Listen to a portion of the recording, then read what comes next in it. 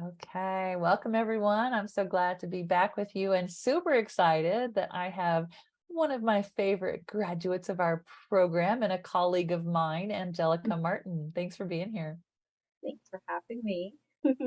Yeah, I want to share with everyone a little bit about your story of how you got involved with this work and share a little bit about how you use it for yourself personally and how you use it professionally as well. But first, like what brought you to this work of transpersonal energy healing? I'm one of those cases that was in desperate need of it. Before I Mm, found the work, I was in a phase of my life where I was in um, a tricky time, like career wise. I didn't have a career um, that was very like laid out or established. I had kind of like left behind a career and I wanted to do something new. I was in a financially vulnerable place. I had ended a relationship, like just so many things at once.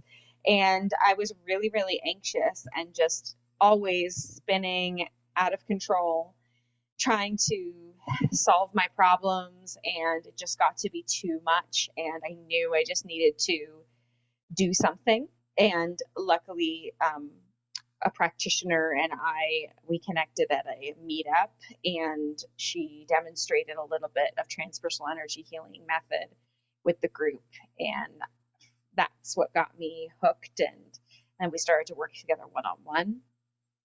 And then I was so mesmerized by the work that I pursued training myself in transpersonal energy healing. wow.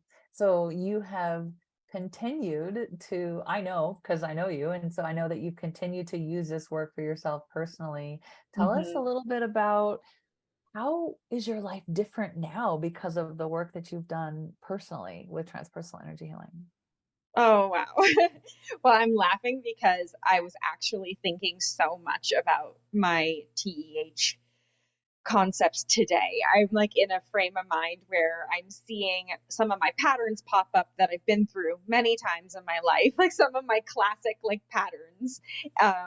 And uh, like for those of you who don't know, a pattern is like our survival or defense physiology. It's the kind of thing that trips us up. It's like a circuit that we played over and over based on like our wounded self and our past. And so I was tripping over mine a lot today. And it was just, it really helps to diffuse it, to just be like, oh, there it is. There's that pattern. And um, unblending myself from it so I don't get consumed and I don't get dragged down into the spinouts like I used to before I even knew what TEH was and worked with that practitioner, my first practitioner. So that's Mhm. how I use it. It's just like it helps me to unblend myself from my thoughts and my overwhelm and my survival behaviors, and helps me get back to presence and understand that nothing is permanent and it's not who I am. It's just an experience I'm having, and to just be able to be more flexible that way, like moving through life, um, not as gripped Mm. by the patterns. Oh, I love that way that you just explained it. Yeah, it reminds me of a client I had recently this week who has done a lot of trauma healing and been to a lot of different practitioners. And one of the concepts that I learned from Laura Fine and that I've used personally and with my clients a lot is the concept that there is part of us that's always okay, and that we don't have to wait till we're healed to feel better. Mm-hmm. And no one had ever shared that concept with her. Like she has been through years of therapy and has a lot of trauma and a lot of physical issues that she's working on. And none of the other practitioners that she worked with ever even brought up the concept of being okay now, despite what's happening. And I think for me, that's the biggest gift of this work is that I have learned to be okay despite what is happening in the world around me, despite what's happening in my body. I can find a place, we call it the essential self in this work, call it whatever you want, but we can find that place in us and be okay despite the experience that we're having. And that sounds like what you were just describing. Oh, yes, that's so well put. It's true. Like connecting to that innate sense of I'm okay and that I have this essential self somewhere enveloped in all of this survival physiology and all this messy humanness. I have this essential self. And yeah, I agree. Like the goal is not to like eradicate all of our traumas or our mistakes or our triggers. It's just to be able to like still connect with the essential part of us that is always okay no matter what is going on, no matter what state our nervous system is in, is so so important. Right. And having that skill to tune into that part of us, what I have found is that the patterns start to kind of fall away.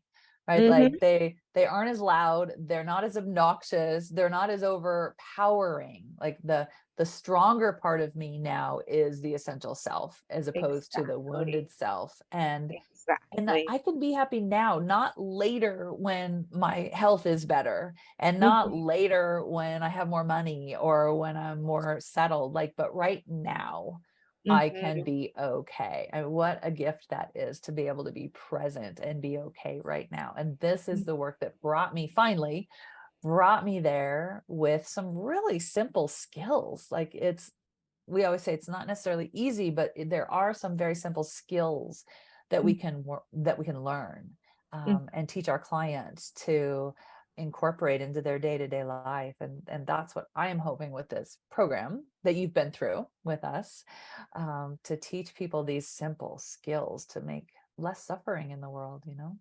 mhm. To connect that I'm Yeah, that I'm okay always. Yeah, absolutely. yeah, yeah. Yeah. So tell me how you use the work with your clients. Well, a little bit about what you're doing now. You've been Mhm. certified in this, and I know you use other modalities and you do other things, but share a little bit what you do now. Sure, I'd be happy to.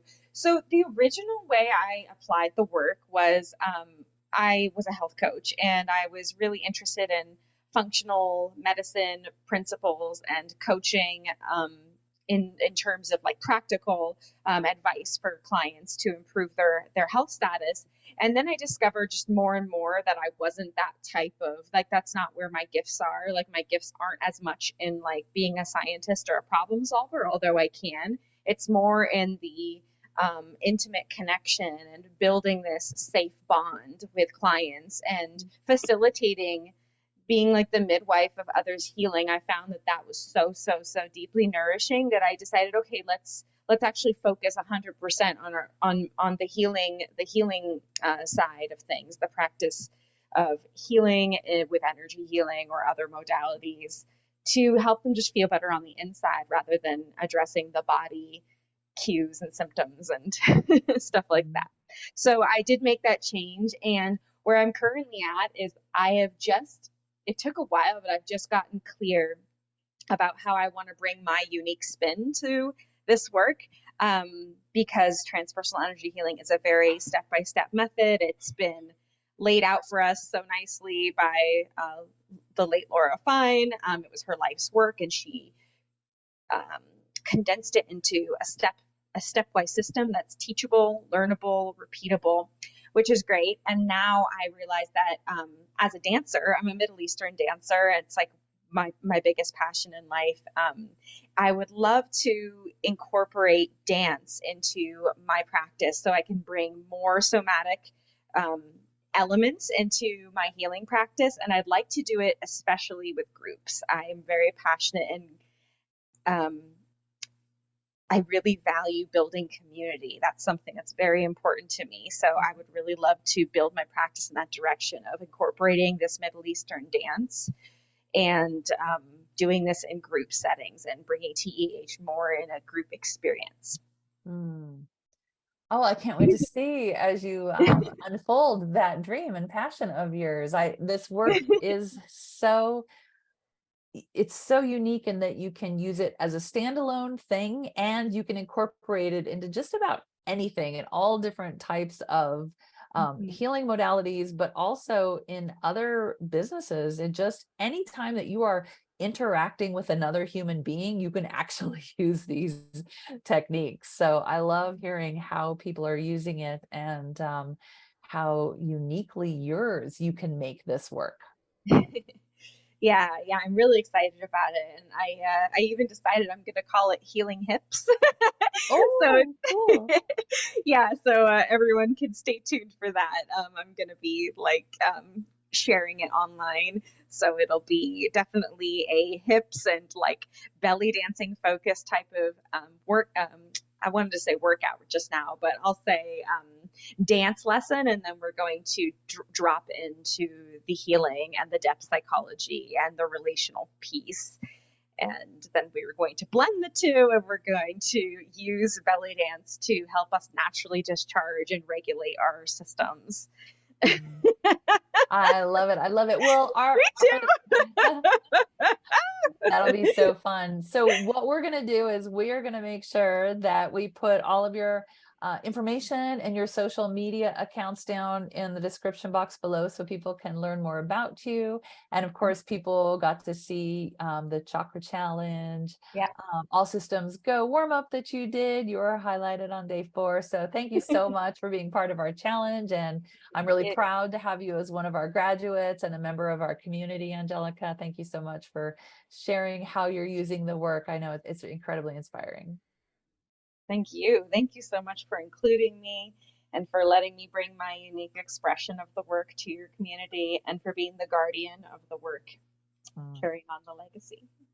Thanks so much. I'll see you soon in one of our membership calls, I'm sure. Thanks, Angelica. Thanks, Kimberly. Bye-bye.